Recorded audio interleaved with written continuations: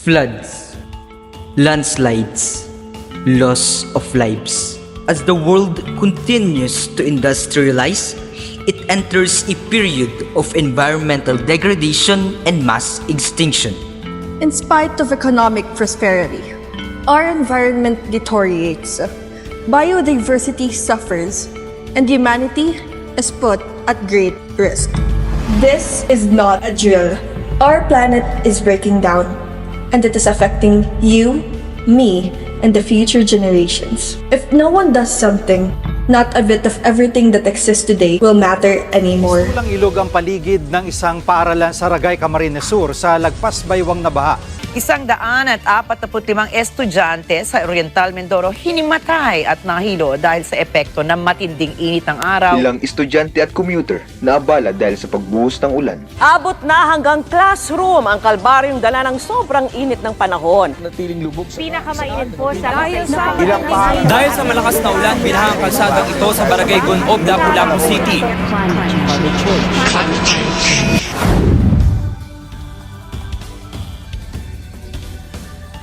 As human activities continues to shape the planet, the harsh reality of climate change is undeniable.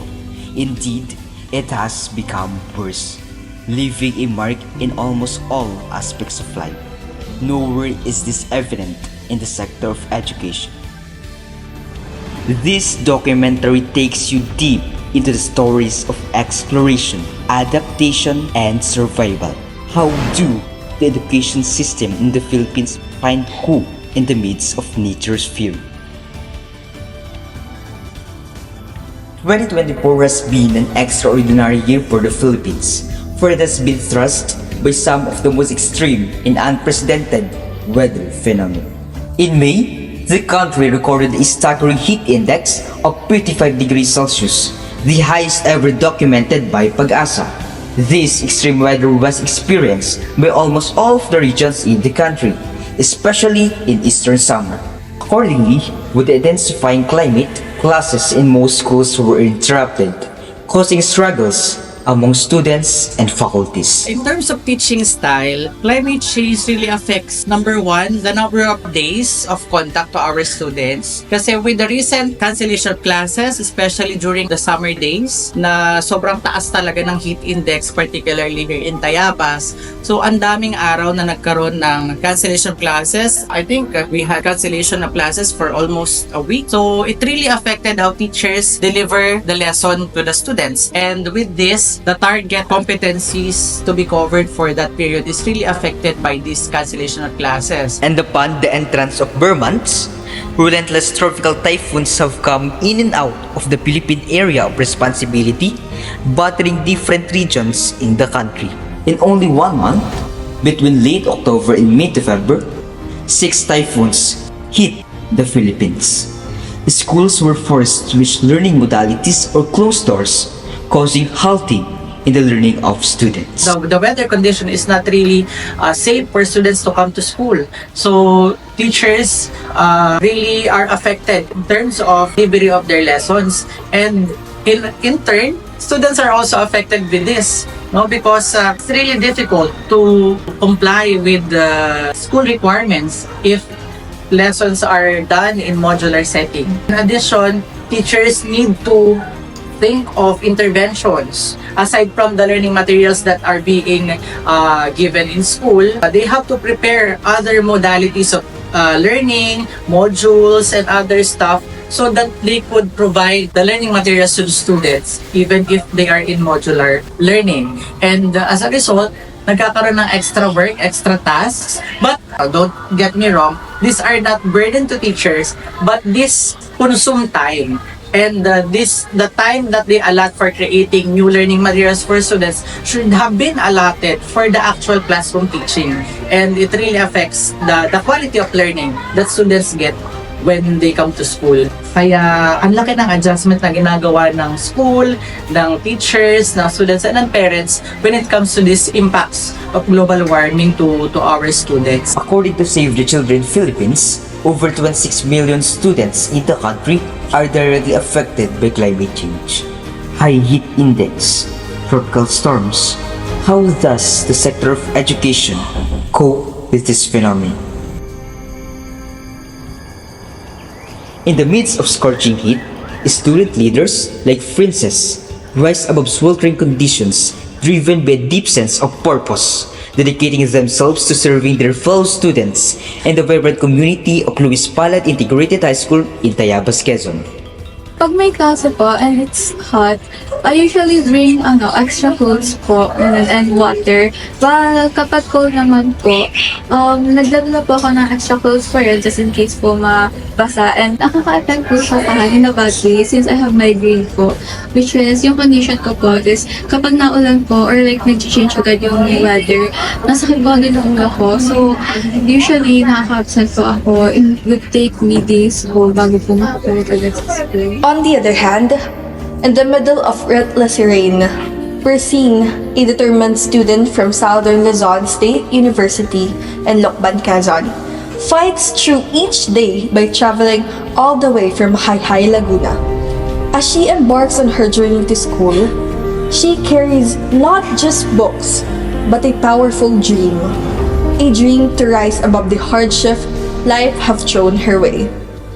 Hello, I am Person B. Brasas, first year student here sa SLSU, and I am from Mayhay, Laguna, and every day nagka-commute ako for 40 to 80 minutes, and depende to sa day if traffic ba or hindi. Anong ibig sabihin mo dun sa depende? Kapag po kasi maulan, kasi doon talaga na traffic, kasi maulan, ang daming nasakay na students na ayaw maglakad. So, dahil doon, ang traffic and aapektuhan yung biyahe ko. So, minsan umaabot ng 1 hour and 30 minutes. Last week lang nangyari to. Bumiyahe na ako ng mga 6:30 a.m. And yung jeep is nandito na sa lakban ng 7:15 a.m. Pero ang dami pang distance na kailangan tahakin bago makapunta dito sa school. Dahil doon, aabot ng more than hour akong nasa traffic. So, ayun, na-late ako sa first class namin. A survey conducted in Southern Luzon State University revealed that many commuter students are forced to wait at jeepney terminals due to heavy rainfall, in which the time they could be using for studying or resting is wasted, leading to additional fatigue and hardship. Normal naman ang maging maulan, di ba? Like, every year naman nararanasan natin yan. Ang hindi lang normal is yung time frame, yung haba. Like, di ba ngayon, ang dami ng bagyong pumapasok, like sunod-sunod na. And dahil sa effect ng climate change na haba ng tag-ulan, nakaka-epekto siya sa pagpasok ko. Kung ako tatanungin, mas gusto ko walang pasok kapag maulan. Kasi alam ko yung hirap kapag nabiyahe ng maulan. So, pero at the same time, naiintindihan ko naman yung reason nila para hindi mag-cancel sa college. Kasi di ba alam naman natin na iba yung curriculum or pinag-aaralan sa college and sa lower year. Sa college, kapag may nakaligtaang lessons, so possible na tayo din yung mag-aaral self-study. Gusto ko walang pasok, pero naiintindihan ko naman yung reason nila para hindi mag-suspend sa college. Furthermore, Jamay, who has experienced the effects of climate change since her childhood, continues to pursue her aspirations in the aim of helping her family. Based na naalala ko, parang high school ako noon, grade 7, parang Kasi sabi na na may bagyo daw, pero wala namang ina-announce. Then, ang ginawa ko punta ako ng school, ang aga po nun, pero malalaman ko na is wala pala. Para sa akin, parang nasayang yung effort ko noon, ang aga kong gumising, tapos malalaman ko wala palang pasok. Bad shot sa akin yung ganun, kaya dapat, as much as possible, dapat nag-a-announce agad kung walang pasok. Yung class suspension ko, nakaka-effect po to in a way that may mga question po ako in mind na hindi po right away nasasagot since yung mga teacher ko po, hindi po siya physically nandun po with me. Most students really prefer face-to-face setup of schooling instead of the modular one.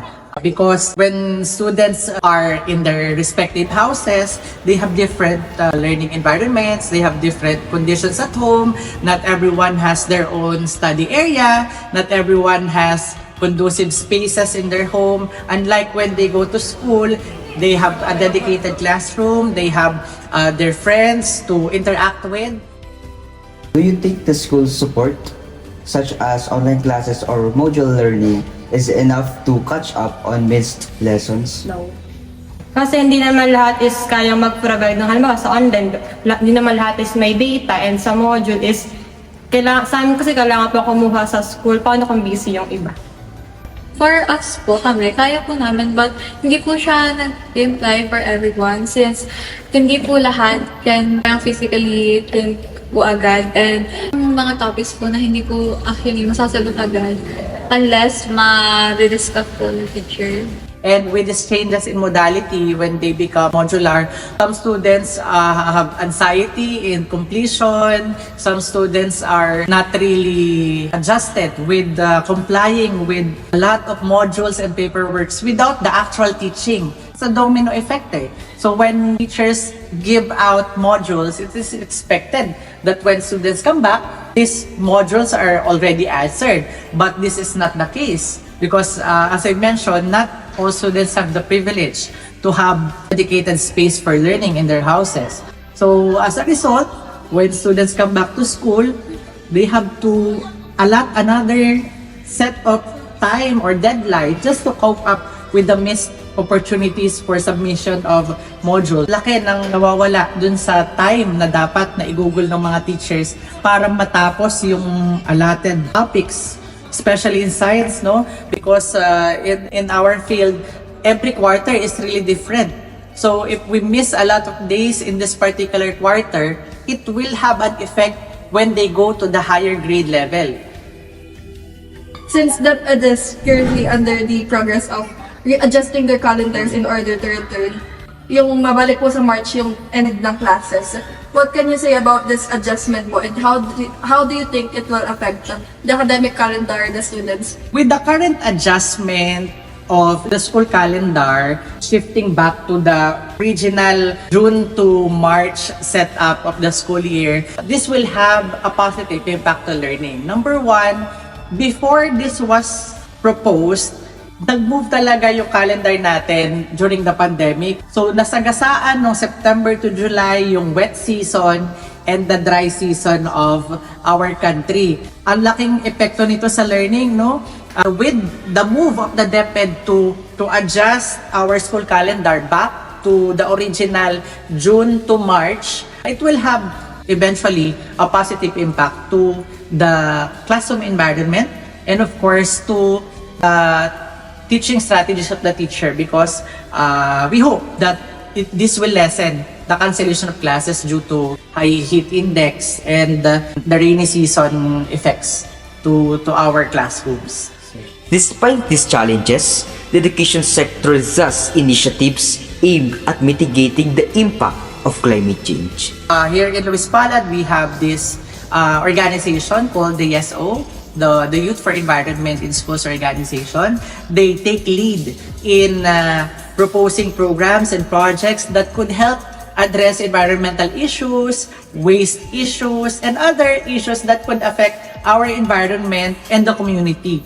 And the student leaders who are elected in positions for the YESO take charge in proposing activities that involve the entire school community, and of course we partner with the institutions externally in barangays, and they also establish connections with other agencies, government agencies, so that we could in our little way help elevate our situations now when it comes to climate change and other issues that affect the environment.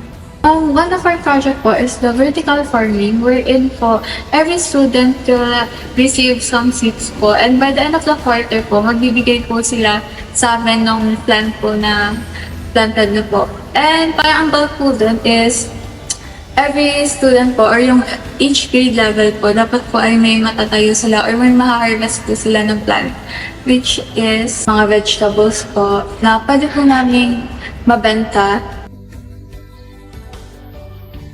May practice po kami ginagawa here and pinapa-adapt po sa mga students, which is yung waste bulb po. Yung waste bulb po, it's a practice of parang making the trashes into smaller pieces po. And pinakos po namin yun. Nakita ko po yung changes sa classroom po namin. And one of the main changes po is maganda po yung itsura ng classroom and mas okay na po siya. Tapos, pero mas naging presko po yung room namin nung naglasa na po yung yung mga trashes po sa room. May isa pa po kami project, this is yung Yes of Up po. Yung activity po yun is for everyone po sa SEP po. Wherein po, nag-i-invite po doon po ng mga students po within our program po. And sa CAP naman po, ang nangyayari naman po din is, yun nga po, more on teamwork po siya, team building po ng project po namin. Ang activities po namin doon, and yung pinaka-highlighted po is yung the Binibining Kalikasan. Doon po sa Binibining Kalikasan, nagpro-promote po or may mga advocacy po yung bawat team and parang sinashare po nila. And then po sa night na yun, may mga outsiders po na nakakaano, which is a good thing po kasi not only the people in our organization can malaman po yung mga advocacy ng iba't ibang tao. One of the good things po na nangyayari after the campus, nagkakaroon po ng mas strong na relationship po yung student. As a public school teacher, what are your suggestions or appeals to the government regarding the possible solutions or to reduce the effects of climate change in school environment? As the department head, I have contacts threefold, no? I have threefold contacts with the system. So number one, for the teachers, there is really a need to continuously provide technical assistance to teachers, continuous training, and continuous updates, especially on how the curriculum should be delivered in the classroom, particularly for climate-related issues, climate-related topics. And for the administration, they are already proposing policies and guidelines for cancellation of classes, for disasters, and for climate-related concerns. However, there is really a need to establish sustainable topics and sustainable mechanisms so that even though there are cancellation of classes, students will be given still quality education, and of course, the government should provide other means of sustainable practices for schools so that we could conserve our resources, no, and hopefully reduce our carbon footprint. But of course, we are hoping that the DepEd will provide guidelines on sustainable practices in schools, and of course, sustainable practices to be incorporated not only in science but in other fields as well. As we've seen, understanding the root cause of climate change is crucial, and education is the key. By empowering young minds, we can prepare them for a more responsible approach to environmental care while nurturing their dreams. In the end, while climate change continues to disrupt and transform the landscape of education, one thing remains unwavering: the spirit of hope and cooperation. The stories of these students remind us that even in the face of adversity, the determination of Filipino youth is something that we must all recognize and champion. With each step they take, whether it rains or shine, they carry with them the hope for a sustainable future. This spirit is what we all need. Unity in unbreakable will is our foundation towards achieving a better world for future generations. Again, this is not a drill. Rather, it is a call for action. The clock is ticking. The question is no longer what should we do, but when do we act? Our future hangs in balance. Will we do something now, or will we continue to let time slip away? The choice is ours to make.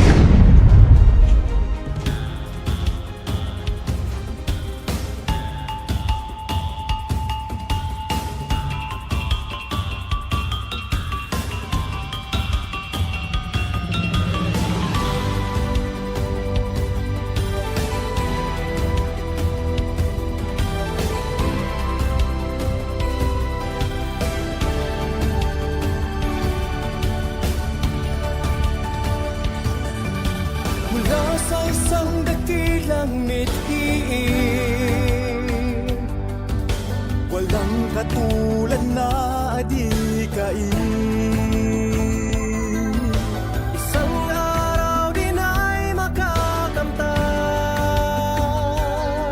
Sa isang pagsisikap lahat magaganap. Walang ibang hinahangad, wala itong katulad na sa isang takip silim ay araw na sisikat din. Aking liliparin ang himpapawirin, ang bagong pag-asa ay muling tatanawin. Abot kamay lahat ito'y ating makakamtan. Puspos ang pagsisikap, magbuo isang pangarap.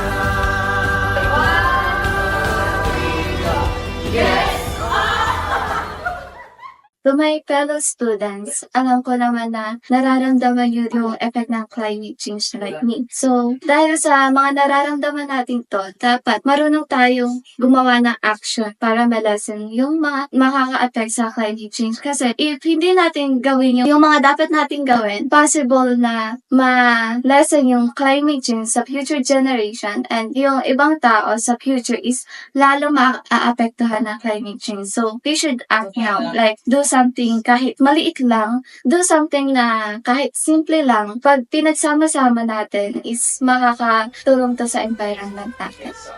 Sa akin, sana maging matalino tayo sa mga gagawin natin kagaya na sa pag-conserve ng energy. Kasi ngayon, yung mga kabataan is more on paggamit lang ng mga technology. Para sa akin is dapat matalino tayo sa paggamit ng alam natin yung limitation natin. Climate change is real. Talagang real ang climate change. And we cannot stop the impacts of the climate change. However, what we can do now is to change our old practices. Kasi climate change is not an overtime phenomenon naman eh. Climate change is an impact of continuous mispractices and malpractices of humans. Also, it's really a result of the mistakes of the past in terms of sustainable living. So what we can do now is to change our lives by practicing sustainable ways of living, and of course for our students by thinking of their lives in the future. Kasi they will be the ones who will be affected by their actions now. Hindi lang nila nakikita, but in 5 years, 10 years, these impacts will be their own doing. Kung ano man ang mangyayari in the years to come, they will be the ones directly affected and their children, no, in the next generation.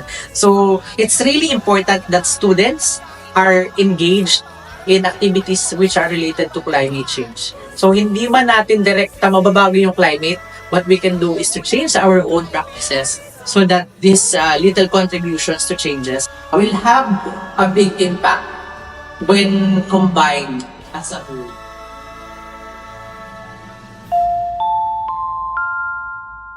Bloopers!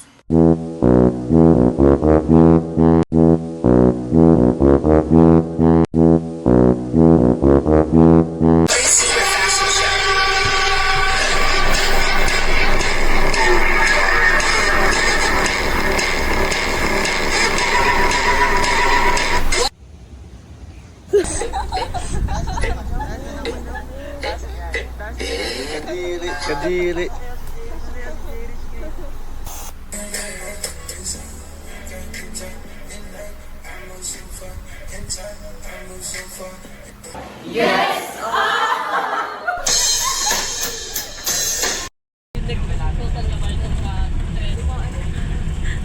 Marias! Konduktor na oh. Konduktor na si Marias.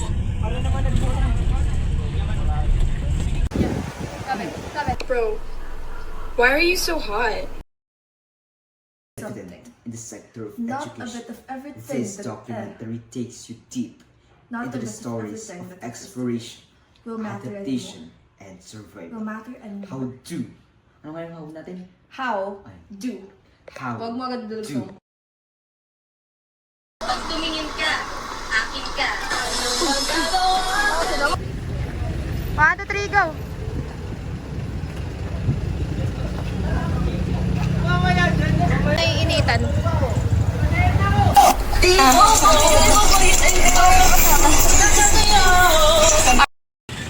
Jared, ano masasabi mo? Tapos na ang STS. Hindi pa tapos? Matatapos na! Matatapos na! Matatapos na!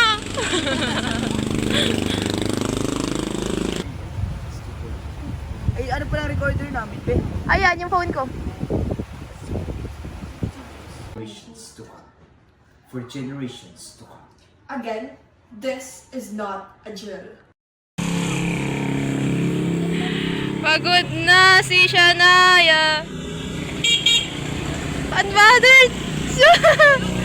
Wow!